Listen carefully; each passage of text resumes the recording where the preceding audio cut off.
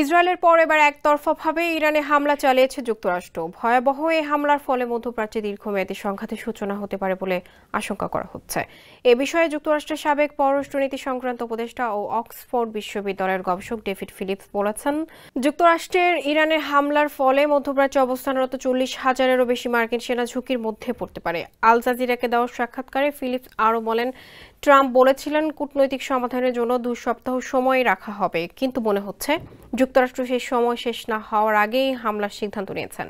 তিনি ইরানি জাতীয়তাবাদের গুরুত্বের প্রতি ইঙ্গিত করে বলেন, পারস্য জাতির সম্মানের গুরুত্বকে হালকাভাবে নেওয়া যাবে না। ইরান এখন কেবল ইসরায়েলের কাছ থেকে নয়, যুক্তরাষ্ট্র থেকেও সরাসরি হামলার শিকার হয়েছে, ফলে তারা প্রতিশোধ নিতে চাইবেই।